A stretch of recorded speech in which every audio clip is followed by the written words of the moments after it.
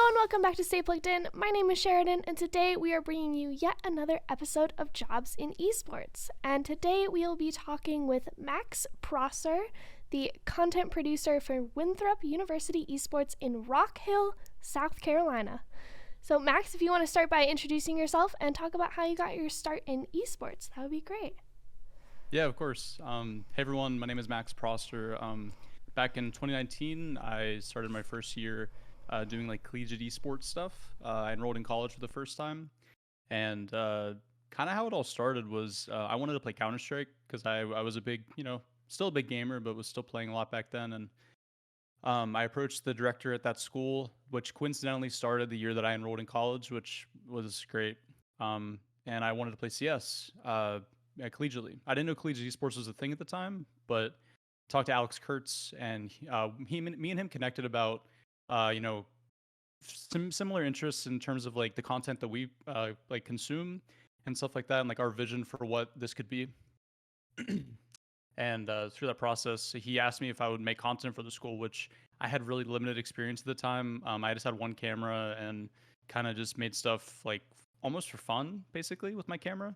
So yeah, back in 2019, that's kind of how it all started. Just got kind of lucky with like not having anybody else in the school that was doing it, and just kind of took the opportunity. Yeah, and can you talk a little bit about your college esports experience at Juniata and now at Winthrop? Was Juniata just like a student-led club? I just want to clarify there. Yeah, so Juniata College started doing esports back in 2018, I believe. They had a student club that was primarily League of Legends and Smash. So we competed in, I don't know if we competed in CLOL at that time, but I think they competed in some sort of competition back in 2018. And just through the school seeing the interest by the student body of like having esports on campus, they funded esports in 2019. So fall of 2019 was the first semester that esports was officially funded at Juniata. And by funded, well, obviously we had like a budget, and then they hired Alex Kurtz, which was our program director. So like I said, like I started in 2019. I started when I was 20. I'm a little bit older. I took some years after high school to like figure out what I wanted to do, and it worked out really well that I knew I wanted to do like content production or like video production. But going to college and being able to like actually do that with esports as well worked out well. Sorry, my dog. I see Demi right here. But yeah, in terms of Juniata, it was a funded program up until this year, which it still has money in the budget, but there's no longer a faculty member that is overseeing it. So you were there like in the very beginnings when it was getting funded. So what was that kind of transition like from kind of a more funded student club to now going to Winthrop where it's like varsity? What was that like? No, it's been amazing so far. So I graduated back in June from Juniata College, and the opportunity from Winthrop came in July, or more or less. I shot CLOL, the League of Legends National Championship for UST, which I love all the people at UST, Novabot, Porsche, Robbie Bob, Shogo, all those guys. Shogo's now moved on to Ole Miss, but all those guys they gave me my first opportunity. Ethan from UST, Justin Pelt from UST, he's now moved on as well, but he gave me my first check in esports. But to go back to Juniata, so I got the call from Winthrop in July and was kind of weighing my options as to what to do. I didn't know if I wanted to go back to school or whatever. They were offering me a full scholarship to come and do esports media here as a content producer that I'm doing now. So I was weighing that between working with UST still, because I shot HughFest for them last year. I shot CLO for them this year, so I had like a personal connection with them. But I had met people from Winthrop, and Josh was really warm and inviting and understanding of my situation, I think, when I talked to him in the summer. So transitioning from Juniata College, which they really did do their best. I don't want to like trash Juniata. They gave me my start, and I'm eternally grateful for a school in a small town that I grew up in, funding esports, that gave me the chance to like go to these smaller events, some which were spin events back in the day, to shoot and give me the opportunity to learn. Juniata did that for me. But transitioning from Juniata to Winthrop has been interesting because Josh is really building like an army of people here to like make this like the program in the country. Uh, Recently bringing on Artemis, former professional coach in League of Legends. We have managerial staff that's worked for T1. We have managerial staff that's worked for Evil Geniuses. People that are working actively in Game Changers. A lot of people with a lot of insane experience. Also, my social media manager, my colleague that I work with directly, Kaya, previously working for Space Station as a social media manager. So Josh really is Josh and Winthrop as a college are upping the standards right now that they've laid before. Obviously, Winthrop is decorated; they've been around for a long time. If you know collegiate, you know Winthrop. But this year, with a lot of the hirings of new staff and also a new facility that's being built, which we will be unveiling to the public very, very soon. I'll be making that video, which I'm stressed about that, but it'll be very fun. Obviously, you guys know like the facility tour stuff is like so evergreen. It has to be perfect. Like that's like one of the main marketing points of like any program, I think, is like where am I playing out of? Is it nice? Like what are the computers, etc. So to wrap up, like the difference between Juniata and Winthrop is significant. More just in the fact that there's so much support from the school. The athletic director comes to all of our matches that he can. He was at the Red Bull Campus Clutch this past weekend, fist bumping our players after they won. Like it's a different energy here towards esports. I feel like they get it. You know what I mean? Can you talk a little bit more about that like lab reveal video, and is it a challenge to kind of be like, okay, I am now making this video that that the school is going to use to market the esports program and get more students coming in. Can you talk a little bit more about that? Yeah, in terms of how much I've done so far, me and Kaya have like storyboarded it loosely and wrote for it, but we haven't actually been able to be in the facility space, like having the players practice there yet. It's the last step is getting our internet set up, and it's been like a thing this week. It probably will happen this week, actually. Unfortunately, over the weekend, we'll be going to Chicago for the 66 LAN, so I don't think we'll be able to, like, I won't be able to be in the facility this weekend, but the video, yeah, like, I just when I first came to Juniata, my first video I made was a facility tour video, and that was by far the most viewed thing I ever made. Just because of how useful it is. Most viewed thing I ever made for Juniata. Like it just it's one of the things that people need to see. You know what I mean? So now coming at Winthrop, having a little bit of experience before, and obviously being a lot more technically savvy with my camera equipment and having more equipment at my disposal, I'm really excited to make it. We have an idea for how to make it really special and like show all the actual attributes of the facility space, because it's like there are very few colleges in the country right now that will have what we have. A lot of the D1 programs are now like funding, and like a lot of the programs are getting these really nice facility spaces. And I think, you know, Winthrop being a smaller school, but being endemic to esports and like known within the esports already, we're going to be like matching them with like the amount of equipment that we have and like the spaces that we have. So I'm really, really excited to make that.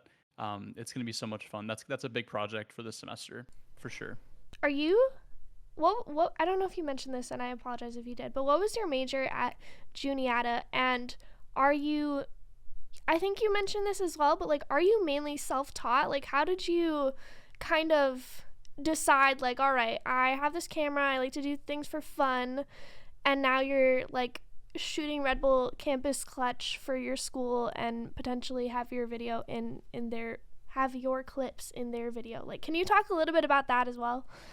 Yeah, for sure. So in terms of my like my schooling and stuff, my degree that I have from Juniata is digital media production.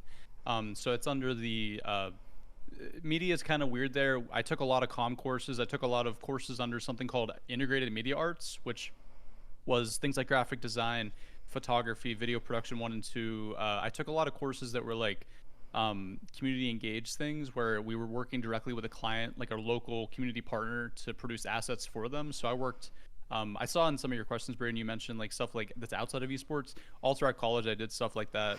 You know, I was always someone that was taking the internship credits instead of the classes, because I liked the work experience rather than just the theoretical stuff. You know what I mean? I like getting the experience of actually trying. So I worked for like a dance academy through those courses. I worked for like random companies, a nonprofit in Huntington. all throughout college. So yeah, like I have a degree in digital media production, and then how it all started with cameras. I tried to be a YouTuber when I was a kid in like high school and stuff, We which all is did. funny.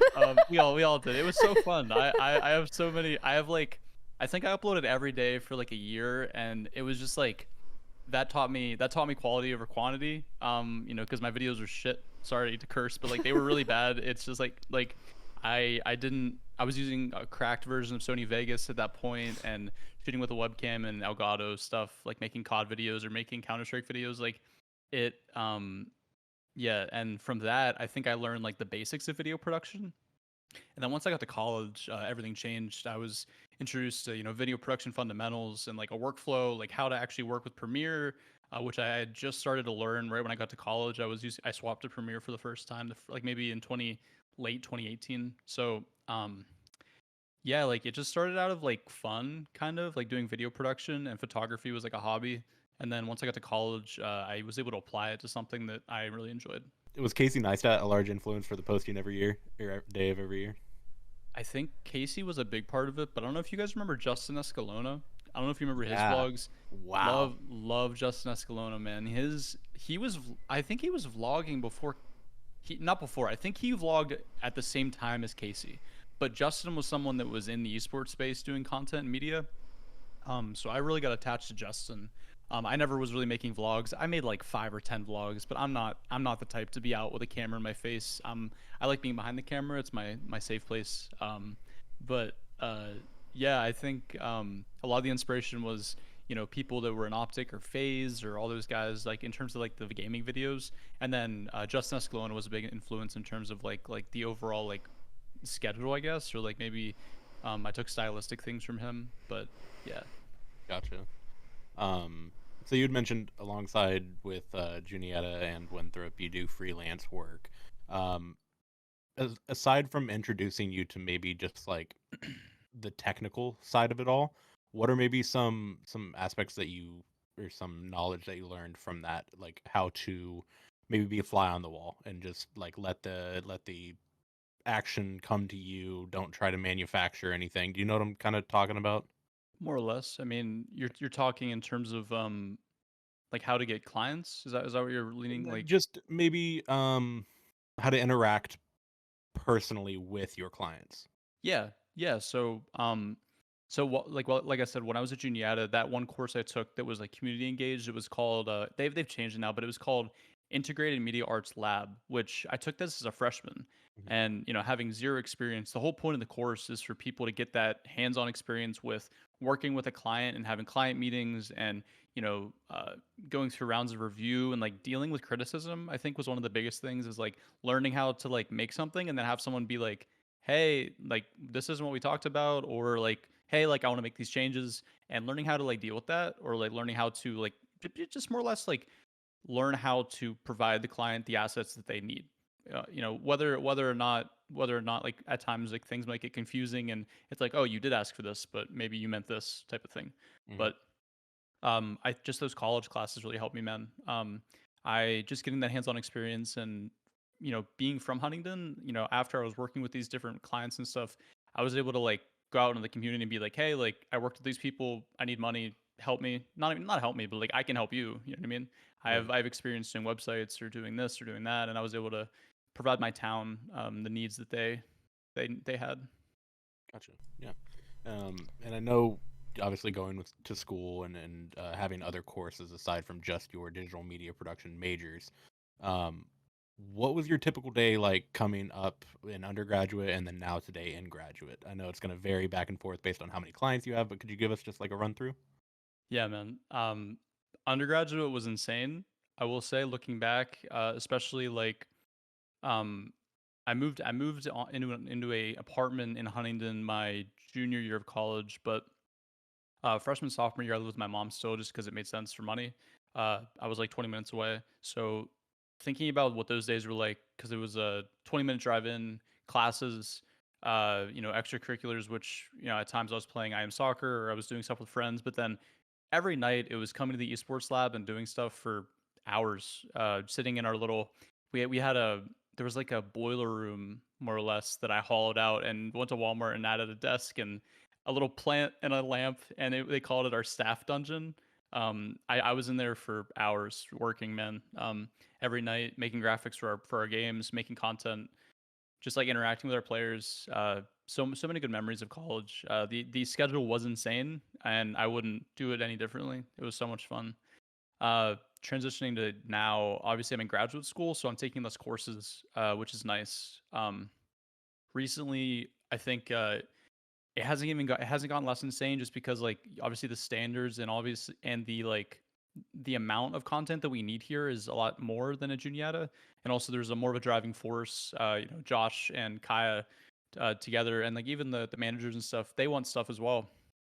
So we're always talking about, hey, we need to make marketing materials for this event. Like we have an event at the end of the month, Rock the Hill Smash tournament that's coming up. We have a tournament this weekend in Chicago that we're making marketing materials for right now, and I'm prepping for how I'm gonna be approaching that land. But the schedule's insane, but that's esports, man. I feel like everybody knows it's a little bit unique sometimes. There are off days definitely, but most days it's waking up and it's like, okay, what are we doing today? It's Can you speak to a little bit more about that land prep that you're doing? Like, what does that look like? yeah. So when we got back from HughFest, we knew that we had the Chicago land. This was weeks ago, obviously. And I think the way that I approach it is like my former approach to an event. I think, especially when I transitioned right from Juniata to like working for UST, every event was surreal to me because at Juniata I had opportunities to go to events, but it was very few and far between. So it was like every time we got the chance to do something, we had to make as much content as we could around it. But being here, we are going to events so frequently that I had to kind of change my mindset. So what I'm saying is like, if I would have gone to HughFest last year, which I did, um, my mindset would have been like, oh, we have to make a documentary out of this. Like we have to, because like who knows if we're going to be here again. With UST that was different, but I did end up making a doc last year for UST, and there were some storylines that made it a little more intriguing. You guys should watch that if you haven't. But very I think the way that that changed now is that I'm doing more vlog based stuff. We're filming and we're doing photos and stuff, but right when HughFest stopped, I'll go back to my main point. Right when HughFest stopped, I talked to Kaya and we were kind of talking about our vision for how we want our graphics to look and our media approach for the event. So we sat down talking like, okay, we're in Chicago. I think our first idea was to lean into like the Chicagoland type theme and like make our graphics themed around that. Kaya really likes using new graphics for like every event we do, especially, which I love. I love someone that is like trying to make things different, because I think that's what a lot of T1 orgs are doing right now. Is like you commonly will not see the same player text game day stuff for every post. It's a little bit different for a lot of the time. There's obviously some reusable marketing materials and like templates that they will use, but things are changing a lot of the time. It's keeping it fresh. So my approach is working with Kaya, who has a lot of creative vision as well, but like talking with her and like us devising like what is our creative vision for the event. How are we going to do this? She decides like her avenue, which is like the graphics and the social posting side and like the copywriting side, where me, I'm deciding like, how am I going to deal at this event from a video perspective? Because every event I go to, I'm going to do a photo gallery and like send out to our players or whatever. But more or less, how are we going to approach this event from a video perspective? The way that we're changing this event, I think, is we have another staff member coming Summer, which we just did an announcement for. Summer's League of Legends caster, has done stuff in Game Changers, just coached Game Changers team that was in LA for a little bit at the competition there as a coach. Summer's going to be walking around doing more short form content, with the tiny microphone and like stuff like that, making content for our TikTok and Instagram reels, because that's a area that I don't have experience in, that I'm trying to now like adopt. I'm an old head in the sense that I like the long form stuff, but obviously we have to adapt and overcome. But yeah, it's like I just think how I approach an event is understanding its role within the semester, I guess, and like the importance that it has for the team. And like for this event, the biggest thing is like we just came off the HughFest win, so we're seated number one. We're kind of going in as the favorites how is that going to affect us? How are we? How is our content going to reflect that identity? So one thing that we're going to try to get out before is the Hugh Fest vlog, to kind of go into the event with this mindset, like, oh, they just won, just to remind people, like we are the top dogs right now, and we want people to know that. So I And hope can I you answered talk? that. Yeah, no, I love everything that you said. The part where you're like, oh, I have to make a doc. That speaks so much to me as a person. Like, huge idea. Is it realistic? Maybe, maybe not. But can you talk a little bit more about having, that additional support, having someone who's going to go be doing those short form videos, having someone who handles more of the social media copy stuff? Can you talk a little bit more about that?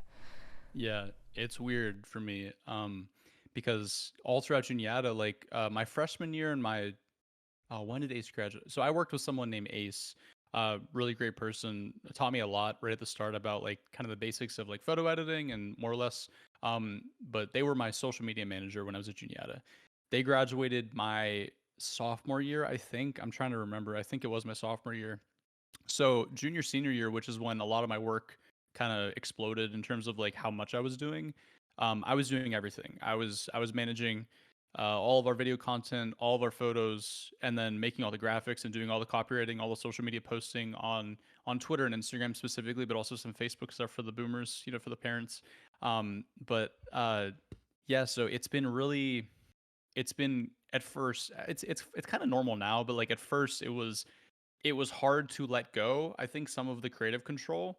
I obviously trust Kaya, and she's been around the block in the last like year or two doing stuff for Space Station, but it was hard at first. Like it's not like we had like arguments about it, but it was like, God, man, like it's hard for me not to like be involved in every single little thing. But over the past month or so, I've been able to let go, and like my workflow is now healthier because of that. And having other people to bounce stuff off is so fun. I always had friends and stuff to talk to at Juniata, and like-minded people that obviously my director always and I always talked about our social like, oh, what's the word? Just like how things look, our social Social media presence. our presence, yeah, like what our presence was like at the time. But being here, it's been hard to let go. But I think now, like October has been nice. I've been able to like get into a more healthy workflow. So yeah. Everything you've Love said that. has resonated with me so hard. Oh my goodness. When you start out like that, like that's all you know. So it's hard to like you have to change your whole mindset. It's so hard to let go. Not Yeah. like not even like it's a control thing. It's really just like I've been Yeah. in the trenches doing it myself this whole time. How Hmm. how do I give that to someone else? Yeah. Absolutely. Yeah.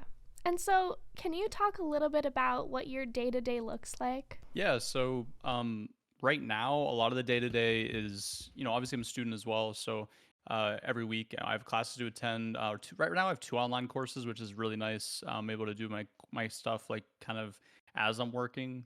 Um, Day to day is, I get up, checking Discord, checking all my emails, etc., and then kind of looking at my reminders, seeing like what projects I currently have, and like when I need things to be done, so I know what to work on that day, whether it's editing or it's writing something up to be shot this week. Uh, it's just like a constant progress or constant schedule between writing, shooting, editing, and then posting. Just every day, and obviously every day is different. Sometimes I'm just sitting down and editing for 6 hours, but other days it's I'm in a Discord call talking to Kaya, or I'm going to a staff meeting talking with people. It's kind of I don't know. It's obviously there's matches we go to, so I'm going to matches and getting photos and stuff like that. So it's kind of just depending on the day. I just look at the day, I look at our Google Calendar, and I just kind of go from there and just see where I can fit things in as time allows.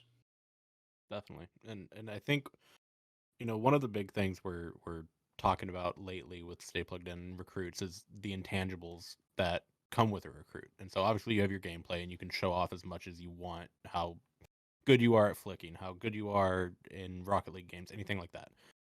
What's maybe some intangibles that come as a content producer that you think are maybe valuable, or maybe anyone in just looking for a role in esports? So like time management, organizational skills, anything like that.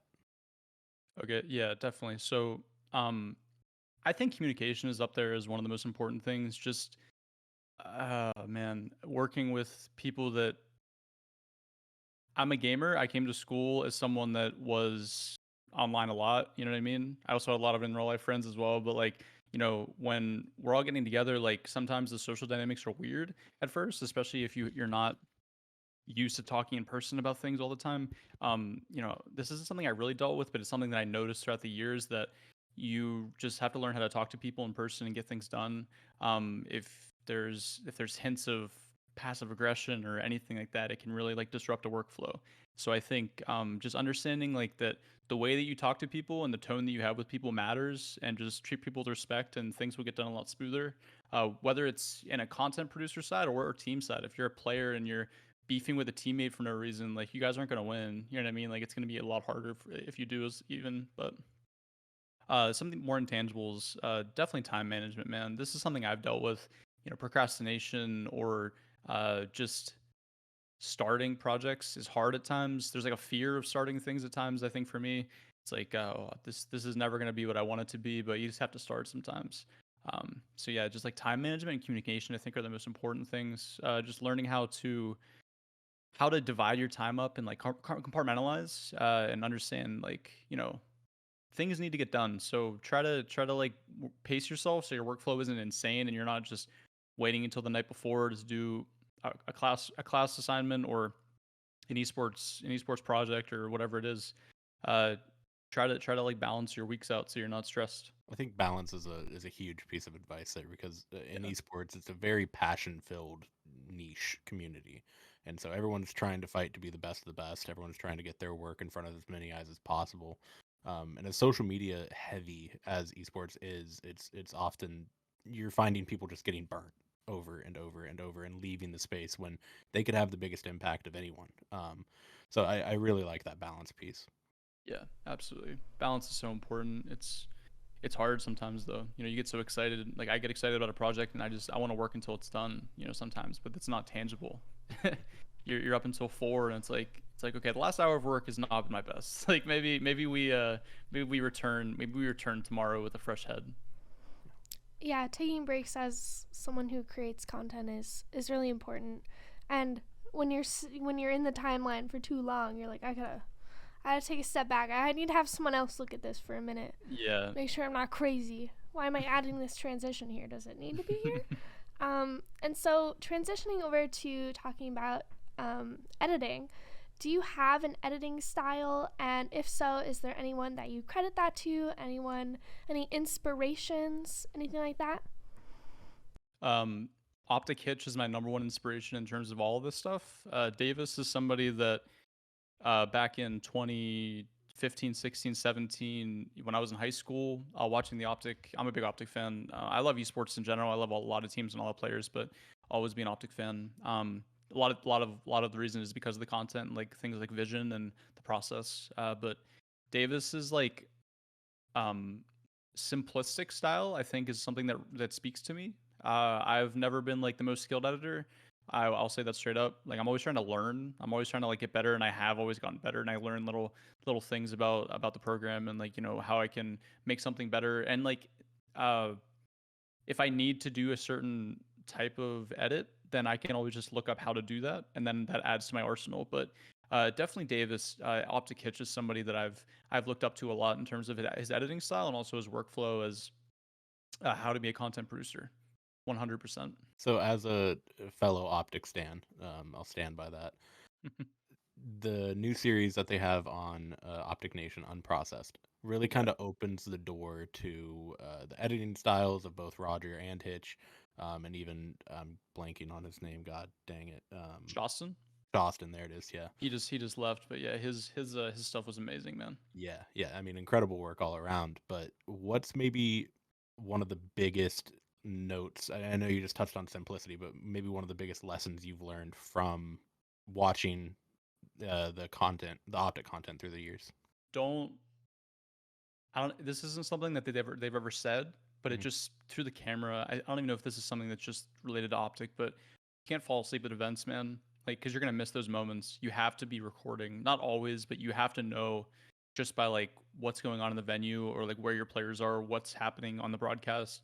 You have to be ready. You have to have your camera up. Like, don't be on your phone. You know, just understand like the time that you're there is limited, and if you miss that one moment, you're gonna feel it, and you can't be perfect, obviously, but when I watched some of the videos that Hitch made, and other producers as well, but you can tell it's like through his eyes and just through his experience and like where he is in the venue, getting different perspectives, whether it's a crowd shot or it's, you know, as in like being in the crowd looking up at the stage, or if it's a backstage shot, stuff like that. I try to bring that into my experience where it's uh it's not just like a video, but it's almost like you're watching someone's first person perspective as to what's happening in the venue and like bringing them into the experience with you.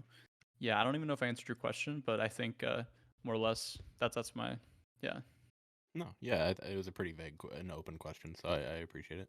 Fun. What tools or software would you advise aspiring content producers to use? And then we have here DaVinci versus Premiere, Photoshop versus Canva, Sony Vegas versus OBS versus Streamlabs, camera Rex, anything like that. I shoot Canon. I've shot Canon for almost 5 years now, and I've used other cameras. I find Canon the most intuitive. I think cameras are one of those things that they're so interchangeable that I think a lot of the times when people start out, whatever brand they start out with is kind of the brand that they stick with for a while. I think as I get older, maybe I get some more money to like be able to experiment with purchasing other cameras. Maybe I'll be able to find something. But to answer the camera thing, definitely Canon for me. I love the lenses and the different bodies I've had. I've had 3 Canon cameras over the years. So, in terms of programs, DaVinci Resolve is something that I've never actually used before. I kind of just dove into Premiere and just kind of that's what I was taught in school as well. So I was just like, I'm just gonna do Premiere. But I've seen a lot of content producers, especially in esports, really vouching for DaVinci. So honestly, like I don't really think it matters. It's just kind of like what resonates with you and like what UI you think is helpful, like what things you're looking to what attributes of the program that you think are most important to the type of content that you're producing. Just do that. And then I've always used I'm gonna be kind of different in this, but I think it's kind of the tides are changing a bit. But with photos, I've used Lightroom to edit for years. Some people when I was in school always told me that I had to use Photoshop, and I just ignored them, to be honest, because I thought it was a bad workflow. Like it doesn't make sense. Lightroom has a lot of the things that Photoshop has, and if I really need to like use something in Photoshop, I can always pull it into Photoshop. So in terms of photos, always using Lightroom, using Premiere for video, and then you said camera, video editing software, and then like Like Yes. if you're getting VODs or anything with Streamlabs. yeah. Yeah, so to talk on streaming, when I was at Cumberland University over the summer on like a gig, I was doing documentary filming for them, and then also making some little content pieces. And I hosted or I produced a 24-hour stream for them, which I have never done that. That was wild. I've been personally streaming for years using Streamlabs OBS, so we ended up using that because it was where my comfort was. We actually tried to I tried to learn. Do you guys know what like the better like the like production the professional quality software is they use Like VMix? vmix, yes, vmix. I tried to learn vmix in 6 hours, and dude, no, like listen, I was like, it was like the day before, and then we had a lot of the assets created, and I was like, all right, like this will be cool. And then the director was like, yeah, I think we should use vmix for this, like it might be better, you know, we can pull like different webcams and stuff like that. And he was talking about all these talking about the ways you can use vmix to make a production. I was like, that sounds amazing, I'm down to try it. I got on a call with someone that had experience in vmix, and she was like walking me through a production that she made and showing me like her like tables. And I opened the program and I was so lost. I said, man, like if I use vmix and something fails, I'm not going to know how to fix it, so there's just no way I can do this. So I use Streamlabs OBS for all my personal streams, and then I use this for the broadcast. It worked fine. I had people come into one setup and do stuff for the 24-hour, which was awesome. So yeah, I'm I feel like sometimes I'm using stuff that's maybe more like user friendly at times, but if it gets the product out and it gets the job done, I think it's okay at times. Obviously, I want to learn different things like vmix, and I want to learn DaVinci at some point. But as of right now, like I just have workflows with certain programs, and I'm just gonna keep running with those until the wheels fall off, more or less, until like I need something that's only in another program. I think that just kind of speaks to you being self-taught and you using like the most user-friendly. Like it works. It just gets For product out sure. and you're done. Yeah. Yeah. Yeah. So, like we were talking about earlier, social media and esports kind of go hand in hand. With these other freelance esports opportunities you've gotten with Cumberland, with UST, what's your best networking advice, and where do you maybe network the most? Twitter, Twitter, a million times Twitter. Um, it's just Twitter lives on esports. I know Twitter is like, X is going through a midlife crisis right now. But it's I just think it's the best platform for networking right now in esports. There's everyone's on it more or less. All the TOs are on it posting, all the orgs are on it posting their content. Um, the reason that I got the USC gig, which changed my life more or less, because I was going into my senior year of college when I got the UST. Well, I was going into the second semester of my junior year when I got the UST gig, and it was all through Twitter. Alex, my director, Alex Kurtz, he replied to a tweet from Ethan, someone that was working at UST doing media, saying they needed a videographer in Harrisburg. Obviously, I'm in central Pennsylvania, so Harrisburg is a 2-hour drive from me. Alex vouched, hey, this is my guy. He makes good content. He has all his own equipment. Hit him up. I replied to it immediately, like, shot you a DM, let me know. And went from there. Uh, in terms of networking, just like if you see an opportunity, obviously those tweets are few and far between. People just like looking for a job, like just from anybody. But if you see stuff like that, just reach out and post your stuff. Just post what you do. That's all I can say on that. Post what you do and take opportunities. Shoot messages. Yeah, no, that's great advice. We always talk about networking, and people have what their range of advice, like go to events. Twitter is always the biggest one that we hear, I feel. And I feel like that's very I'm blanking, but it's an easy way to do it from your home. There's no like barrier to entry. You don't have to fly to this event like 10 hours away. You can connect with people on Twitter. Twitter is where you want to be. And then what advice do you have for students interested in video editing or being involved with content production that maybe you want to pursue it as a hobby or even as a career? My biggest piece of advice to anybody that's like starting out is to just, if you have an idea and you have the means to create it, just make it. And once you're done, start the next one. Like obviously get feedback and stuff from what you do. The way that I'm really grateful for my time at Juniata because I was able to work and fail a lot on different pieces of video or on the ways that I was approaching social. Specifically with video production though, I feel like it's always just about working through a project, filling the gaps as you go, and like learning how to complete an edit. And then once the edit's done, get feedback from people.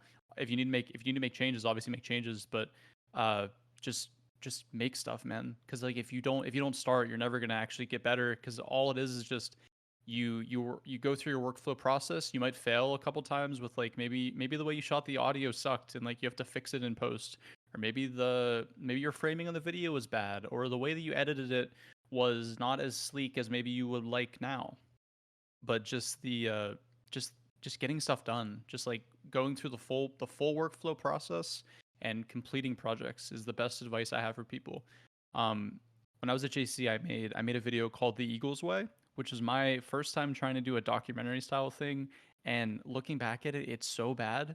But at the time, like I had never made anything that was longer than 10 minutes or 15 minutes. So it was like a big achievement for me to get 4 interviews done and tell the story of different players. Like I found it amazing at the time.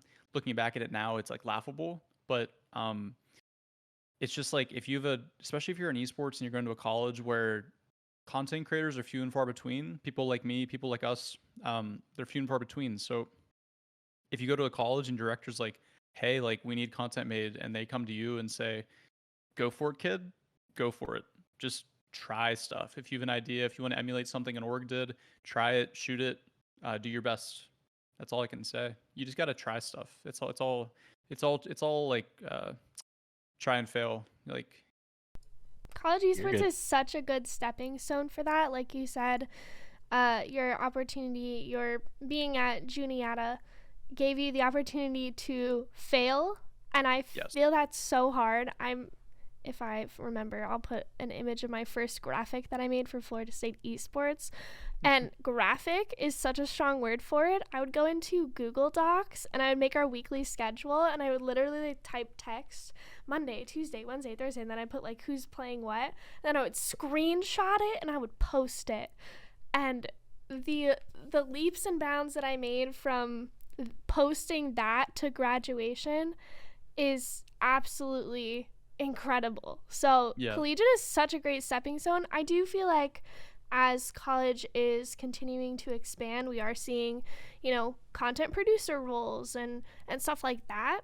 And that is obviously more high quality. You don't want to be screenshotting a Google Doc and posting that. But, if you are in a student club, that is one of the best ways to dip your toes in and fail and succeed and have fun and get to know a lot of people. So I'll always vouch for collegiate as a great stepping stone. Absolutely. And there's hundreds of new programs opening every year. We see it with all the postings that you guys do, or with NECC. They're always posting like a new member of a school that like you can tell they just started out, like their socials are brand new type of thing. There's all these schools that like there's always going to be one kid on that campus that wants to do it. At least I think. And if you're that kid, I don't know how you would get to a stay plugged in thing if you're not already invested in collegiate, but who knows? Like if you're that kid, like just try it, man. Just try it. Like there's no harm in trying. If you find out it's not for you, then it's not for you, but just try it, especially while you're in college and you don't have like most people don't have like a million responsibilities. Try it, put time in, and just see what happens. I'm sure there's going to be a million answers to this question that you're going to be able to pull out. But what's one piece of advice that you wish you would have had going into your first year at Juniata, or getting into content production, content creation, etc.? That is hard. Tough questions around here. No, I know. I mean, like, This is my I think favorite. So you said one piece of advice when I first started out that I would give myself. Yeah. I've already gone through it. I think like just it really is just trying and failing. But don't burn bridges, I think, is a good one. Definitely don't burn bridges, because especially me, like going from Juniata to like kind of like T1 collegiate, more or less. There's a lot of obviously there's a lot of people that are in the space, and like everyone has their own mindset of how it should work and whatever. And I feel like there are some beefs within the space between people. I've always been someone that as soon as I entered, I was kind of like, I'm not gonna fight with anybody. Like I don't pick sides. Like if you're good to me, you're good to me. If you're not, you're not. Like I'm not gonna. I'll take your word for it. If you say this person's bad, I'll like consider that, but I'm not gonna like treat them poorly because of the way that you describe them to me. Like don't burn bridges. Be nice to people. You never know what someone else is going through at a certain time. Just like be kind and like work with people. And in the future, things will happen. Like if I went to HughFest and I don't know, man. If I was rude to somebody I was working for, or like I was talking to one of the players or something, I don't know why I would do that, but like just like understand where you are and like just how to act in public and like how to just be nice to people, and things will happen in the future for you. Make friends. It's really that easy. Like it kind of goes back to networking almost, like being at the events that you talked about, Sheridan. But yeah, just like my two pieces of advice is something I already talked about, was just try to make stuff and fail, and you'll learn from it. And then don't burn bridges. 1,000,000%. And then wrapping it up, where can people find you? Twitch, Twitter, TikTok, anything like that? Yeah, for sure. I tweet a lot. Like I'll go a week without saying anything, but like I definitely use Twitter as like my main like way to communicate with like my friends or like people in the space. So my Twitter is Max Prosser Media, PROSSER. Max Prosser Media is like my main place I talk about things. I don't really stream anymore. I don't really feel like I have the time right now. Maybe in the summers and stuff, whenever I'm not like actively working on projects, because like I feel I would feel so bad like turning on my stream when I have something that I have to do. It's like, I don't know. I feel like a personal, like I feel like guilty about it. But yeah, man, Twitter. Hit me up on Twitter. Follow me. Shoot me a DM. Let's talk about esports. Talk about whatever. Always around. Awesome. Any final thoughts? Anything we missed? Yeah, I just want to thank I want to thank Alex Kurtz, program director for Juniata College, for everything he did for me starting out. He allowed me to fail at times when I was showing him some of my work, and he gave me feedback, and then at times I could tell that he was kind of like, okay, I need to let him like finish this. You know what I mean? Like he allowed me to put out content that was good, but maybe not great. And also gave me opportunities to go to so many different events, whether it was PA Cup, whether it was like a Spin and Doa event, more or less. Like Alex always took me under his wing and made sure I got the opportunities, and because of that, I was able to fill my gallery and get to a point where I get opportunities like I have now. So eternally grateful to that man. Also shout out to Jonathan Badsgard. He's the program director at UST now. Love John. Still doing work for him to this day. I just did a roster announcement for their Valorant team, even while working here. It was something we talked about over the summer.